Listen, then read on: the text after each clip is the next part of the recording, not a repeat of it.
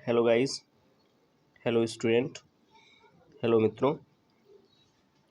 आज हम root words के पार्ट सेकंड के बारे में बात करेंगे। रूट वर्ड्स में जो है दूसरा पार्ट लेकर आए हैं रूट वर्ड्स के लिए। ठीक है, तो ये पार्ट 2 है। इसमें भी 10 वर्ड्स के बारे में डिस्कशन करेंगे हम सब। तो चलिए देखते हैं, समय को बर्बाद ना करते हुए आगे बढ़ते हैं हम लोग। आज का पहला वर्ड है एम्पल।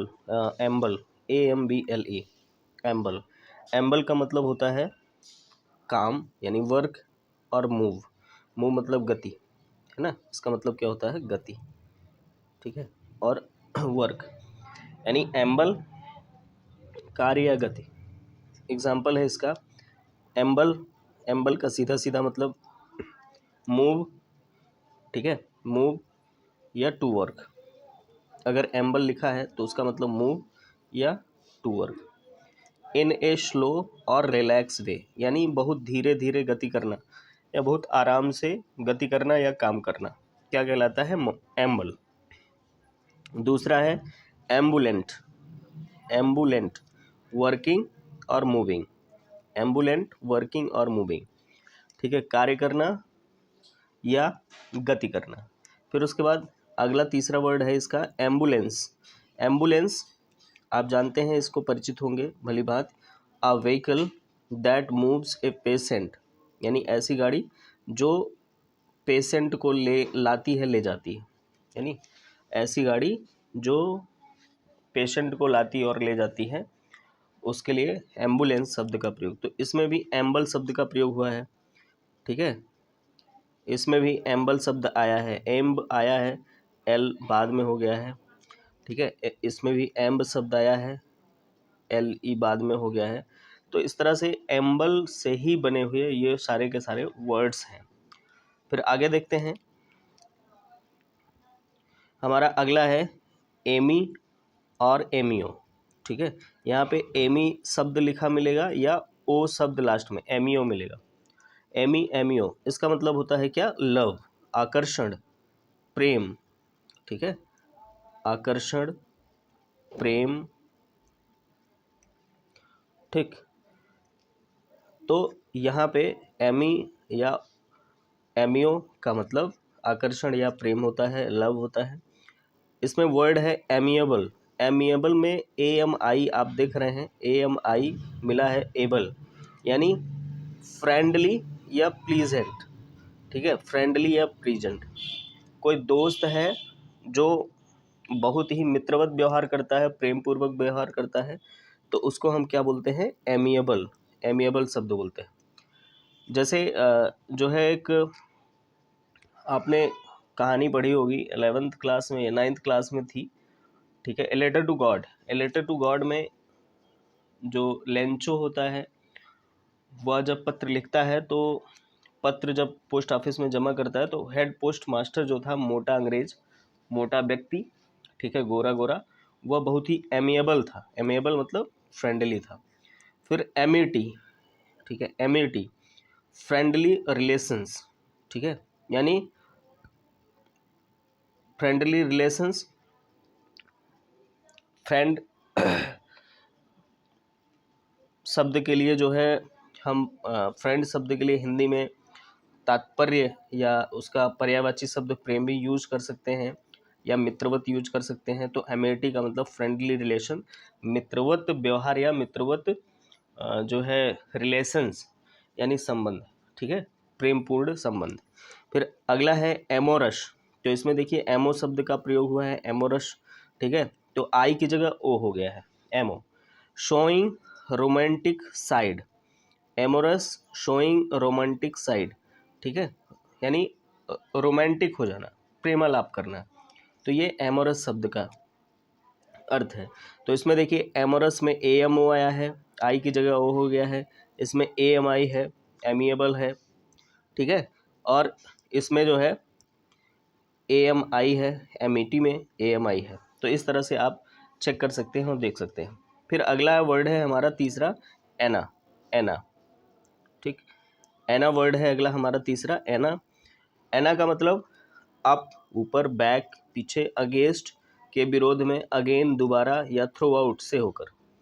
ठीक है, एना का मतलब ये होता है। तो जैसे एनालिसिस, एनालिसिस में देखिए एना शब्द का प्रयोग हुआ है। Analysis close examination of something, यानी किसी को बहुत बारीकी से एग्जामिन करना या निरीक्षण करना। किसी वस्तु को, किसी चीज़ को बहुत बारीकी से, क्लोज एग्जामिनेशन, बहुत बारीकी से या बहुत नज़दीक से एग्जामिन करना क्या कहलाता है? एनालिसिस कहलाता है। फिर एनाटॉमी, एनाटॉमी है ANA, इसमें भी आप देखेंगे एनाटॉमी में तो ANA, इसका मतलब है स्ट्रक्चर ऑफ समथिंग, यानी किसी की रूपरेखा। ठीक है, किसी चीज़ की या किसी वस्तु की रूपरेखा, स्ट्रक्चर। फिर एनाक्रोनिज्म, एनाक्रोनिज्म, इसमें भी आप एना शब्द देख रहे होंगे। एना शब्द मिल रहा है, क्रोनिज्म उसके बाद में जुड़ा है। Not being in right place, ठीक है, not being in right place. तो यहाँ पे अगेंस्ट जो शब्द, विरोध, विपरीत लिखा है, ठीक है, तो वो एनाक्रोनिज्म को दर्शा रहा है। जैसे मान लीजिए अगर रामायण काल में या महाभारत काल में ये कहा जाए कि जो महाभारत काल के या रामायण काल के राजा लोग होते थे वो AC के कमरे में सोते थे, तो वहाँ पे किसका प्रयोग हुआ है? एनाक्रोनिज्म का। ठीक है, एनाक्रोनिज्म का मतलब हो गया कि AC उस समय नहीं था, तो इसीलिए यह एक अगेंस्ट, यानी बियॉन्ड द टाइम है, समय के विपरीत है। ठीक है, तो ये जो है आपको याद रखना है। तो ये वन वर्ड सब्स्टिट्यूशन में पूछा जाता है, something happened, not a right place और नॉट ए राइट टाइम, तो वहाँ पे एनाक्रोनिज्म का प्रयोग होता है, यानी समय के विपरीत। ठीक, फिर अगला वर्ड है हमारा चौथा, एंड्रो या एंड्रो। एंडर शब्द मिलेगा या उसके साथ ओ जुड़ा हुआ मिलेगा। इसका मतलब है मैन या मेल पर्सन, मैन व्यक्ति, या जो है पुरुष के लिए दिखाया जाएगा एंड्रो। तो जैसे एंड्रोजिनस, एंड्रोजिनस यहाँ पे देख रहे हैं एंड्रोजिनस, तो being both male and female, ठीक है, जिसमें मेल और फीमेल दोनों के गुण पाए जाएं उसको बोलते हैं एंड्रोजिनस। ठीक, एंड्रोजिनस, एंड्रो का मतलब होता है मेल और जीनस का मतलब हो गया फीमेल। ठीक, तो जिसमें मेल और फीमेल दोनों के गुण पाए जाएं वो क्या कहलाएगा? एंड्रोजिनस। फिर अगला है एंड्रॉयड। एंड्रॉयड में आप देखिए तो एंड्रो शब्द लिखा हुआ है, एंड्रो। ठीक, इसमें भी एंड्रो शब्द था। तो एंड्रॉयड में रिजेंबलिंग ए ह्यूमन, ठीक है, रिजेंबलिंग ए ह्यूमन, यानी किसी मानव की भांति व्यवहार करना, किसी मानव की भांति व्यवहार करना, या जो है मानवीकरण बना देना। ठीक है, ऐसे गुण उसमें उपलब्ध करा देना जो मानव, ह्यूमन बॉडी लगे। जैसे हमारे पास जो मोबाइल में ऐप है, क्या नाम उसका, एंड्रॉयड OS वर्जन, एंड्रॉयड कहलाता है ऑपरेटिंग सिस्टम। तो जो हम लगभग जो हम चाहते हैं, जो हम सोचते हैं, वो सारे के सारे फीचर्स इसमें पाए जाते हैं। ठीक है, तो वो रिजेंबल करता है किसको? एक ह्यूमन को, ह्यूमन को रिजेंबल करता है। फिर अगला वर्ड है मिसएंड्री। मिसएंड्री में देखिए तो इसमें भी एंडर शब्द जुड़ा हुआ है, एंडर, मिसएंड्री में। तो हेट्रेड टूवर्ड्स मैन, तो ये वन वर्ड सब्स्टिट्यूशन में पूछा गया है। ठीक है, a man who hates man. ठीक है, तो क्या लिखा जाता है? A man who hates man, एक पुरुष जो पुरुषों से ही घृणा करता है, तो वहाँ पे क्या हो जाएगा? मिसएंड्री, मिसएंड्री। ठीक है, क्या होगा यहाँ पे? मिसएंड्री। वन वर्ड सब्स्टिट्यूशन में ये पूछा गया है और पूछा जाता है। तो हेट्रेड टूवर्ड्स मैन, ठीक है, पुरुषों की तरफ या पुरुषों के लिए घृणा का भावना रखना क्या कहलाता है? मिसएंड्री। ठीक, फिर उसके बाद अगला देखते हैं हम, पांचवा है हमारा एनिम। पांचवा है क्या? एनिम, ANIM, एनिम। एनिम का मतलब लाइफ और स्पिरिट, जीवन या फिर आत्मा, जीवन या जीव या आत्मा। ठीक, जैसे एनिमल, एनिमल तो लिविंग ऑर्गेनिजम्स, लिविंग ऑर्गेनिजम्स। ठीक है, तो जीवित प्राणी, ठीक है। एनिमल का मतलब जीवित प्राणी, जानवर से संबंधित, तो लिविंग है वो, ठीक है। तो जीवित प्राणी यानी जिनमें जीवन हो, ठीक, उनको क्या कहेंगे हम, एनिमल कहेंगे। फिर animate, ANIMATE, to make alive, ठीक है, जीवंत करना। एनिमेट का मतलब जीवंत करना, ठीक है। टू मेक अलाइव, जीवंत करना, उनमें जीवन ना हो लेकिन जीवंत कर देना, तो वही क्या कहलाता है, एनिमेट, ठीक है, जिसको हमने लाइफ दे दिया। फिर इक्वेनिमिटी, इसमें भी देखिए आप, एनिम शब्द का प्रयोग हुआ है, इक्वेनिमिटी, तो of balanced spirit, of balanced, equanimity में इक्वल शब्द जुड़ा है और एनिमिटी, ठीक है। तो of balance spirit, balanced spirit, ठीक, मतलब जो है संतुलन बनाना, जीवों के मध्य संतुलन बनाना, वही इक्वेनिमिटी, ठीक। अगला वर्ड है हमारा एन और इन, एन है या एन है, इसका मतलब होता है ईयर, वर्ष, ठीक है। एन या एन, वर्ष। जैसे एग्जाम्पल है एनिवर्सरी, एनिवर्सरी में आप देख रहे हैं ANN का प्रयोग हुआ है, तो date, months, a year. Anniversary शब्द में आपको ये ध्यान देना है कि कोई डेट होती है और जो वर्ष भर में एक बार आती है, तो उसको क्या बोलते हैं, एनिवर्सरी, ठीक है। जैसे जब किसी के शादी की सालगिरह मनाई जाती है तो वहाँ पे एनिवर्सरी होता है, ठीक है। एनिवर्सरी, जन्मदिन होता है तो वह भी जो है वर्ष भर में किसी एक डेट को ही निश्चित रूप से मनाया जाता है, ठीक।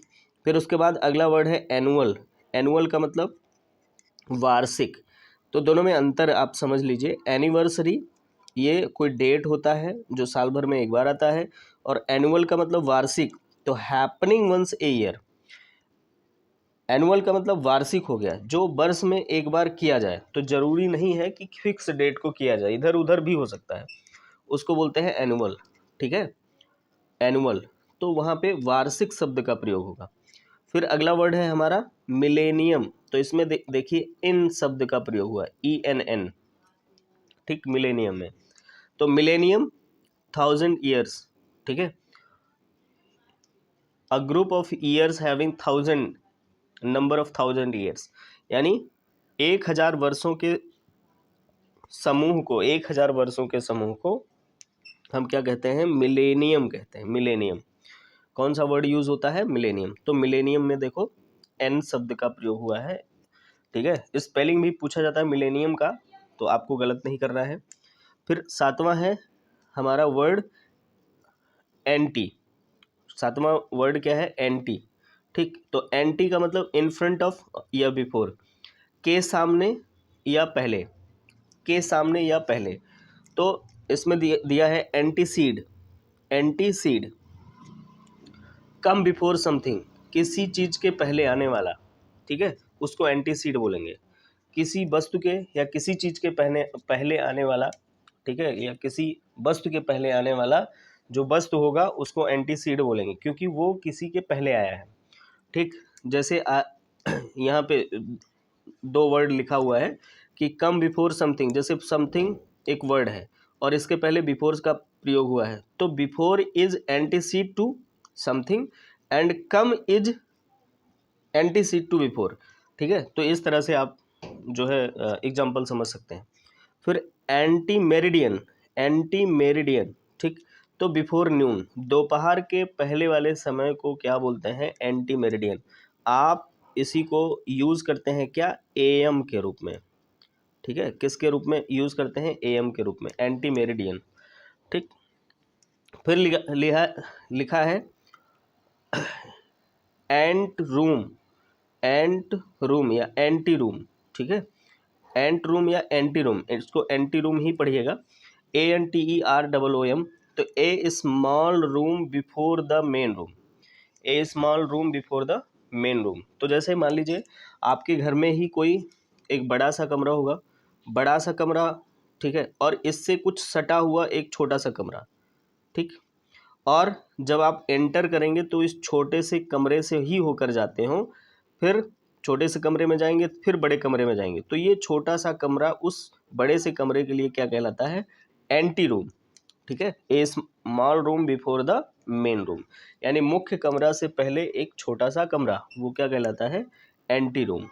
ठीक, फिर उसके बाद हमारा 8वां वर्ड है एंथ या एंथो। 8वां वर्ड है क्या? एंथ, या ओ लग जाएगा तो एंथो हो जाएगा।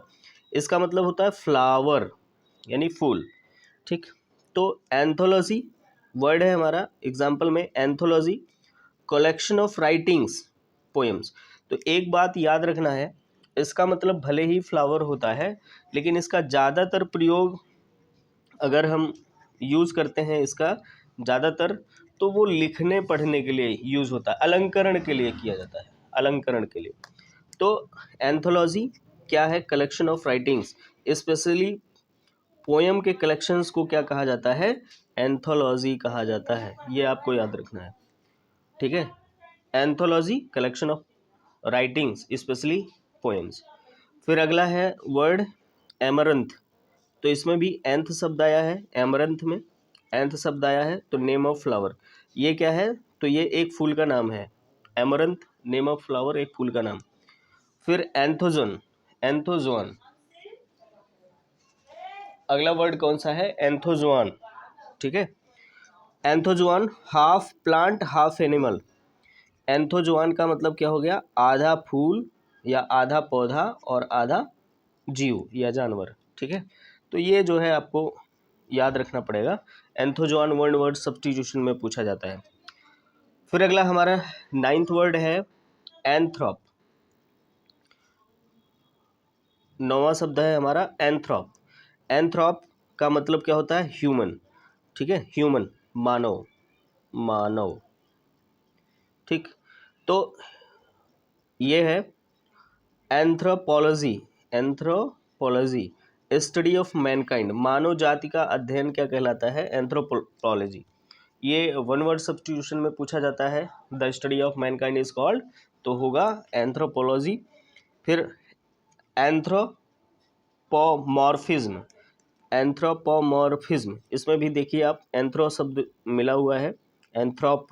ठीक है, इसमें भी एंथ्रोप है, इसमें भी। तो anthropomorphism giving human form to non human. ठीक है, giving human form to non human, यानी किसी अमानवीय चेहरे को मानवीय चेहरा बना देना, यानी कोई ऐसा वस्तु हो या कोई ऐसी विचारधारा हो जिसको हम मनुष्य के रूप में व्यक्त करें, तो वही क्या होता है? एंथ्रोपोमॉर्फिज्म। ठीक है, फिर अगला वर्ड है फिलेंथ्रॉपी। फिलेंथ्रॉपी, ठीक है, फिलेंथ्रॉपी लव टू मैनकाइंड। ठीक, अच्छे कार्यों के लिए जो कार्य करता है मैनकाइंड के लिए, मानव जाति के लिए अच्छे कार्यों हेतु, उसको बोलते हैं फिलेंथ्रॉपी। तो ये भी वन वर्ड सब्स्टिट्यूशन में पूछा जाता है। ठीक है, a man who loves to mankind is called philanthropy, philanthropy। फिर अगला 10वां वर्ड है आज का और अंतिम शब्द है, ये 10वां है एंटी। एंटी का मतलब अगेंस्ट या अपोजिट। अगेंस्ट विपरीत, विपरीत दोनों का मतलब अगेंस्ट या अपोजिट। तो एग्जाम्पल है एंटीबॉडी, एंटीबॉडी। ठीक है, तो एंटीबॉडी का मतलब डिस्ट्रॉयज माइक्रो ऑर्गेनिज्म, यानी ऐसी कोई दवा जो माइक्रो ऑर्गेनिजम्स को डिस्ट्रॉय करती हो, नष्ट करती हो, उसको बोलते हैं एंटीबॉडी। फिर एंटीसेप्टिक, इसमें भी देखिए एंटीसेप्टिक है ये, ANTI। एंटीसेप्टिक में प्रिवेंट्स इन्फेक्शंस, जो हमारे शरीर में होने वाले इन्फेक्शंस को रोके, उसको क्या कहते हैं? एंटीसेप्टिक। फिर अगला है anti social. Anti social opposing social norms, जो सामाजिक सिद्धांतों या नॉर्म्स को विरोध करने वाला हो, उसको क्या बोलते हैं? Anti social. सामाजिक नियमों को, सामाजिक सिद्धांतों को या सामाजिक तथ्यों का विरोध करने वाला क्या कहलाता है? Anti social. ठीक है, जैसे सामाजिक सिद्धांत या सामाजिक नियम क्या है? जैसे बड़ों की सहायता करनी चाहिए, बड़ों का आदर करना चाहिए, किसी को गाली नहीं देना चाहिए, मिलजुल कर रहना चाहिए। ठीक है, तो कोई कहे मिलजुल कर नहीं, लड़ाई झगड़ा करके रहना चाहिए, तनहा में रहना चाहिए, तो वो क्या कहलाएगा? Anti social, anti social. तो इस तरह से हमारे जो है ये शब्द कंप्लीट हुए। ठीक, और आई होप आप लोगों को समझ में आया होगा। अगर समझ में आया है तो वीडियो को लाइक करें, शेयर करें, अधिक से अधिक लोगों तक पहुंचाएं ताकि वो इसका लाभ उठा सकें। ओके, धन्यवाद।